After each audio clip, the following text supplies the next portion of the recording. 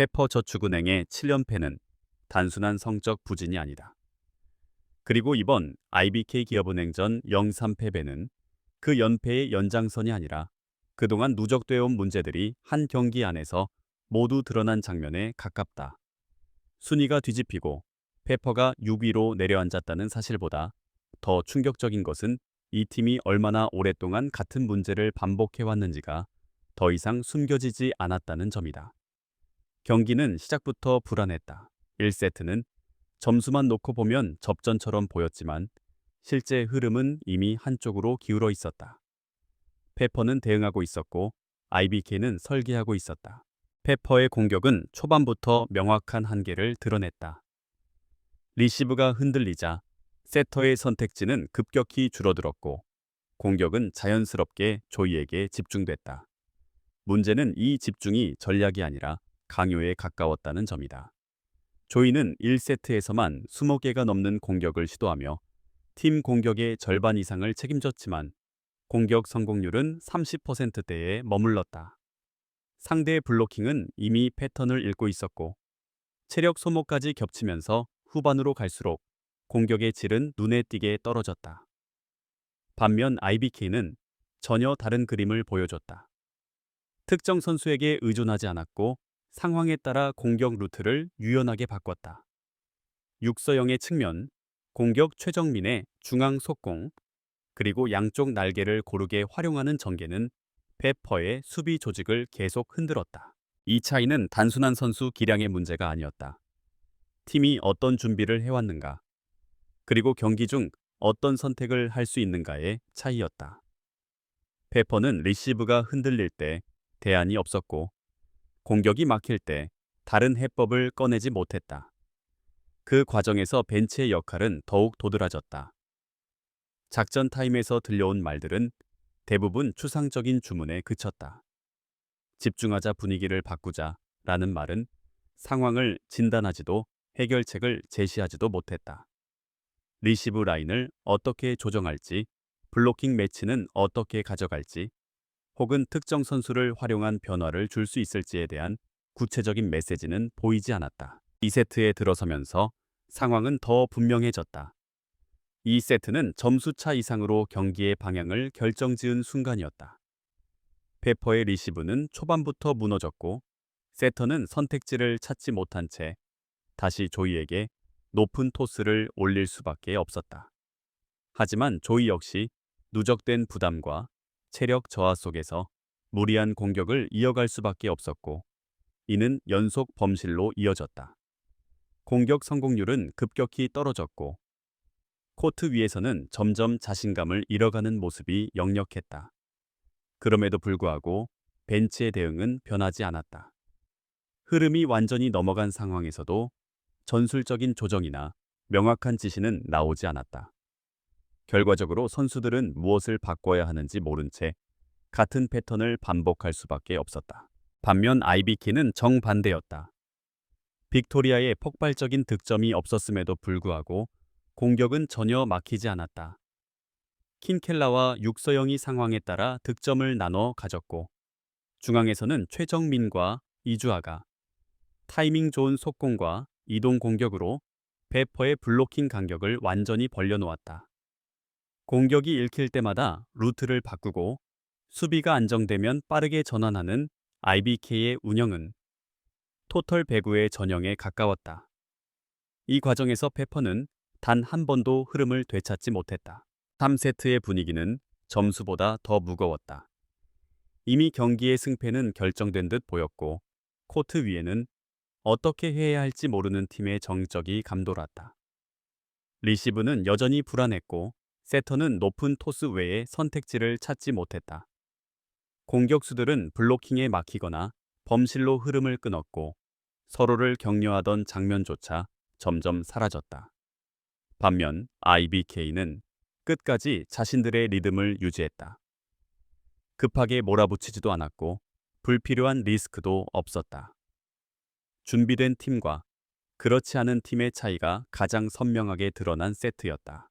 이 패배로 페퍼저축은행은 순위가 뒤집혔고 시즌 초반 2위까지 올라갔던 팀의 모습은 더 이상 찾아볼 수 없게 됐다. 그러나 진짜 문제는 순위가 아니다. 7연패 동안 페퍼는 단 한 경기에서도 다음 경기가 기대된다는 인상을 주지 못했다는 점이다. 팬들의 분노가 이미 경기 전부터 극에 달해 있었던 이유도 여기에 있다. 트럭 시위로까지 이어진 불만은 단순한 패배 때문이 아니라 반복되는 패턴과 변화 없는 운영에 대한 실망의 누적이었다. 이제 중요한 질문은 하나다. 이 흐름이 다음 경기에서도 반복된다면 더 이상 버틸 명분이 있는가? 개인 선수의 슬럼프를 논하기에는 너무 많은 시간이 흘렀고 문제의 핵심이 전술과 운영에 있다는 사실은 점점 분명해지고 있다. 이 패배는 단순한 1패가 아니라 그동안 쌓여있던 문제들이 한꺼번에 드러난 경기였다. 그리고 이 지점에서 페퍼저축은행 내부에서도 어떤 형태로든 결단이 필요하다는 목소리가 나올 수밖에 없는 상황이다. 이번 7연패를 두고 선수들의 컨디션 문제, 외국인 선수 의존 운이 따르지 않았다는 해석이 따라붙지만 이 설명들은 이미 설득력을 잃었다. 이유는 간단하다. 같은 문제가 너무 오랫동안 너무 일관되게 반복됐기 때문이다. 페퍼저축은행의 가장 큰 문제는 패배 그 자체가 아니라 패배의 양상이 거의 바뀌지 않는다는 점이다. 리시브가 흔들리면 공격이 단조로워지고 공격이 막히면 대안 없이 특정 선수에게 다시 공이 몰린다. 그리고 그 과정에서 벤치는 상황을 설명하지 못한다. 이 구조가 고착화됐다는 사실이야말로 지금 페퍼가 마주한 가장 치명적인 위기다. 장소연, 감독 체제에서 가장 자주 지적되는 부분은 전술의 부재라기보다 전술의 고정이다. 상대가 읽고 있다는 사실이 분명해졌음에도 공격 패턴은 크게 달라지지 않았고 수비와 블로킹 매치 역시 반복적인 틀 안에서만 움직였다.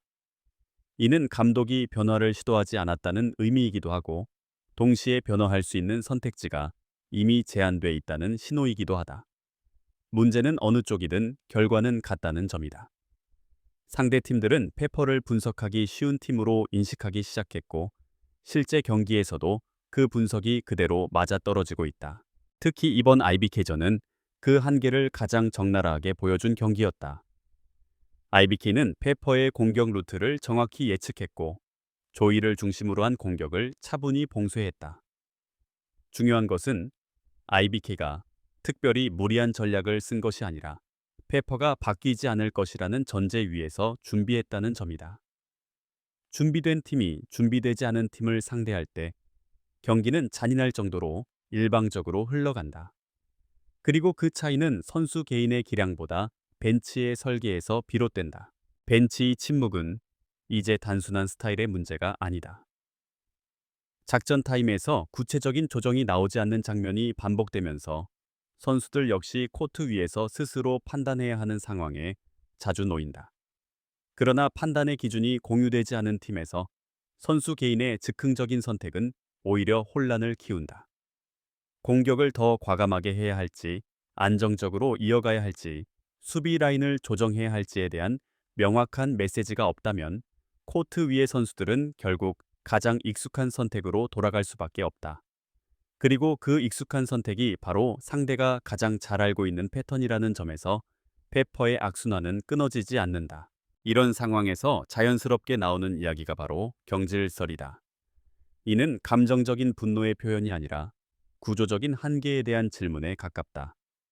지금의 체제로 과연 이 팀이 다른 방향을 보여줄 수 있는가? 아니면 이미 보여줄 수 있는 모든 것을 다 보여준 것인가? 만약 후자라면 변화는 선택이 아니라 필수가 된다. 리그에서 가장 위험한 팀은 약한 팀이 아니라 더 이상 변하지 않는 팀이다. 페퍼저축은행의 내부 결단이 주목받는 이유도 여기에 있다.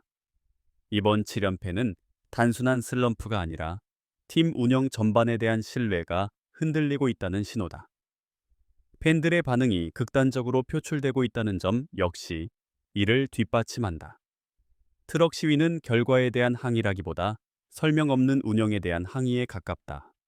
팬들은 더 이상 다음 경기를 보자는 말로 기다려주지 않는다.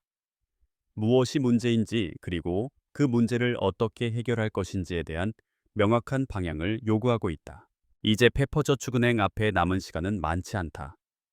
같은 흐름 같은 내용 같은 패배가 반복된다면 어떤 설명도 설득력을 갖기 어렵다. 이 팀이 선택해야 할 것은 단기적인 분위기 반전이 아니라 구조를 다시 설계할 수 있는 계기다. 그것이 감독 교체든 전술 책임자의 변화든 혹은 전면적인 운영 방식의 수정이든 간에 말이다. 중요한 것은 변화의 형태가 아니라 변화가 실제로 일어나고 있다는 신호를 보여주는 것이다. 이번 패배는 그래서 단순한 0-3이 아니다. 시즌의 방향을 가르는 분기점이 될 가능성이 크다. 페퍼저축은행이 이 지점에서 결단을 내린다면 7연패는 바닥을 찍은 순간으로 기록될 수 있다. 하지만 아무것도 바뀌지 않는다면 이 연패는 또 하나의 익숙한 결말을 향해 이어질 가능성이 높다. 리그는 냉정하고 기다림에는 한계가 있다. 이제 질문은 명확하다. 페퍼저축은행은 변할 준비가 되어 있는가? 아니면 이미 늦어버린 것인가?